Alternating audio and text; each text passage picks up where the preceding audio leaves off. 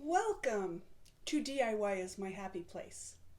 I came up with the name of my YouTube channel because truly do-it-yourself projects make me so happy. I do all kinds of things, from construction to crafts to home improvements, you name it. If it's out there, I try it. So if you'd like to see my journey, follow along. I might be able to help you, entertain you, or inspire you. So let's have some fun.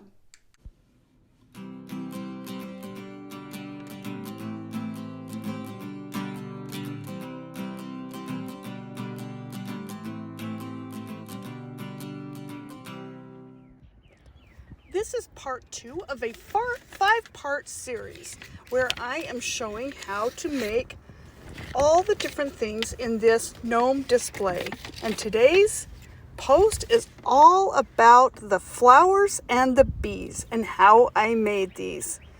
And you can use the same type of thing making all different types of embellishments, whether that's food or any other kind of thing that you might want to put on your gnomes.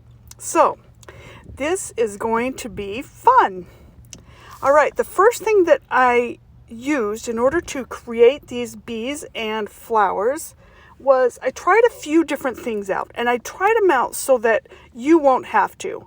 And this particular bee is made with clay. And then some of the flowers are made with clay, some of them are made with putty, and this pie I made with a different kind of putty. It cracked, and so I'm going to show you what works and what doesn't. So that was made with this dough putty that I picked up from the Dollar Tree. And the rest of these were the regular clay that I picked up from the Dollar Tree. Now, the biggest thing that you're going to need in order to make this work, and I'm going to tell you what you need to do in order to not end up with cracks like this pie. And there's just a little bit of a trick. So here's the dough, what it looks like when you get it from the dollar store. And then there's different types of Play-Doh. And then my favorite thing to use is the putty. But really, you can use any of these things if you do my techniques. Now, the one thing that I've figured out, and then you want to have markers because you can add some little embellishments with markers. But the most important thing is that you use FIXODENT in order to harden up the product so that it will be hard. If you don't use FIXODENT, then the products end up being soft and the clay just doesn't dry. I have left the clay out for weeks and it still is not drying. So you do want to use FIXODENT. I've had a few comments like, why would you use FIXODENT?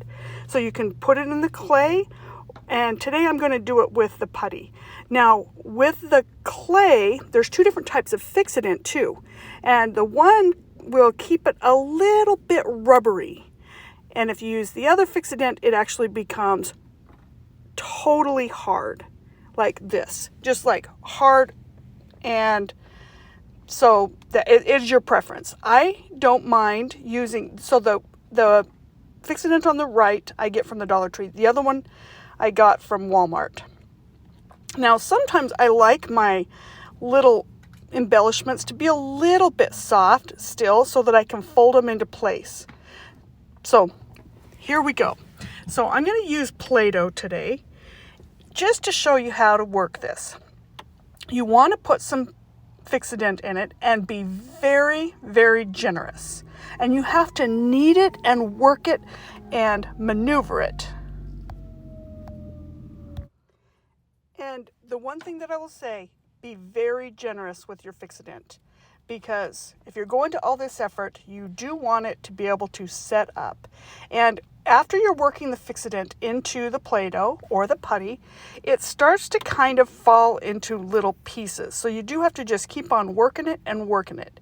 Now, in order to really get it to the consistency that you want, you can even like knead it, push it down against your hand, push it up against there.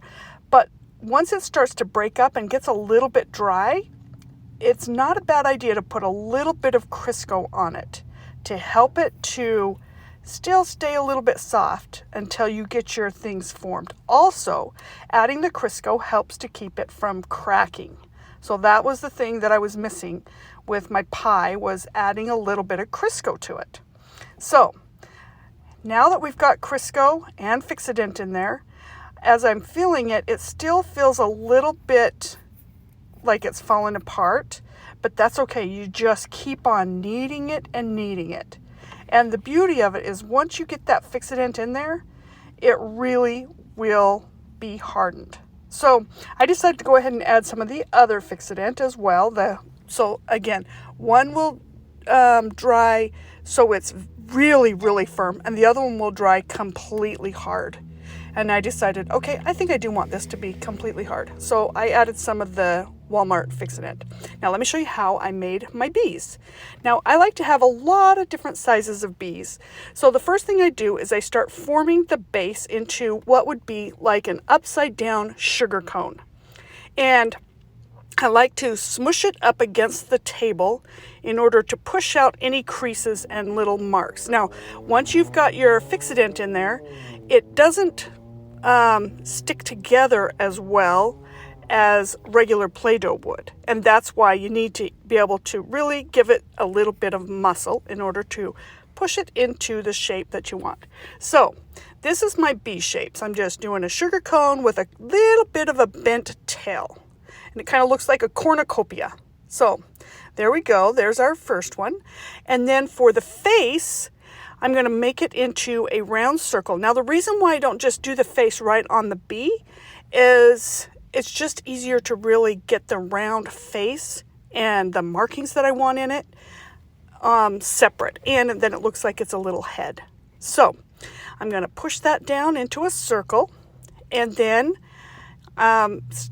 even you can use different things to cut the circle out. And I just look around like, oh, this is what size I want the head. Oh, hey, the lid from the FIXODENT would make the perfect size for this particular bee. So I just, do kind of a cookie cutter to it and then soften the outside edges of it. And that's how I'm going to get my cute little round bee face made. Now, this same technique can be used with making the flowers. Same exact thing. I like the flowers to have a face on them that's kind of like a little smiley face in the very center of my flowers. So I do the same exact thing with that round face that I do in the center. So the petals are completely easy. You just pinch off some different colors of Play-Doh and then make little circle centers. Now I used a coffee stirring straw in order to cut out holes for the eyes. And then I use a needle to draw in the mouth. Now it's easiest if you put 2 holes on either side of where the top of your smile would be in order to show like you're doing indentions for the cheeks. So I poke holes there and then just kind of lightly tap until I draw a smile. Now once this is dry, I'm going to line it a little bit with a marker. But that's how you get your bee body and your bee face. Now with the leftover, I just keep on making bees and they just get smaller and smaller and smaller. Or I could make flowers with it or anything. I don't like to waste any of the Play-Doh. So here I'm going to make one more little bee. Now, when these are dry, we can add the stripes on them, but you do want them to let them dry. And with as much FIXODENT as I put in there, that will be completely dry by the next morning.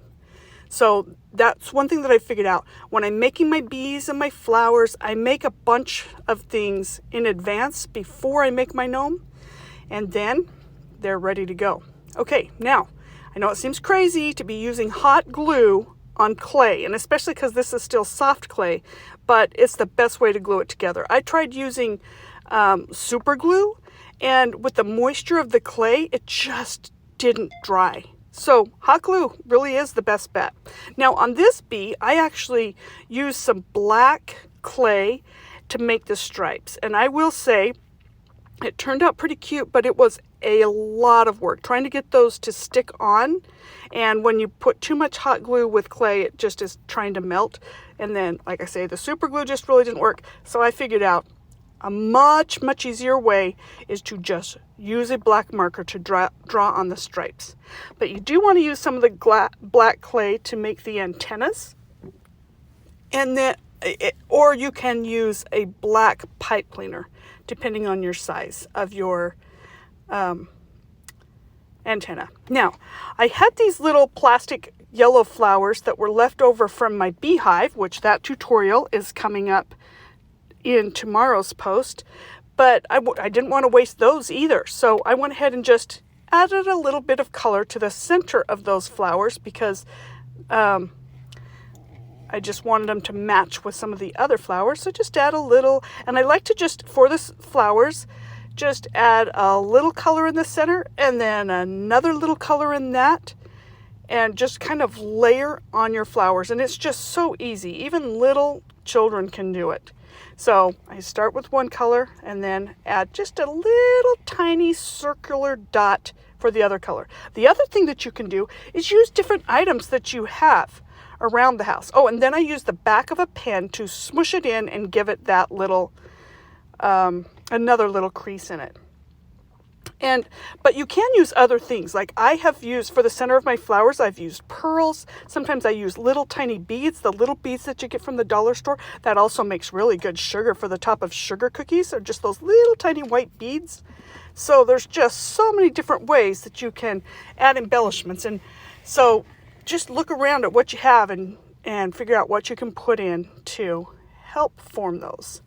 Okay, now my bee is still moist right now because I just made it, but I'm going to go ahead and show you how I do my stripes. And ideally you let this dry overnight and it's a little bit easier. When you're doing the marker when it's still moist, it kind of bends around a lot, but it still is something you can do. If you need to do it all in one setting, you can.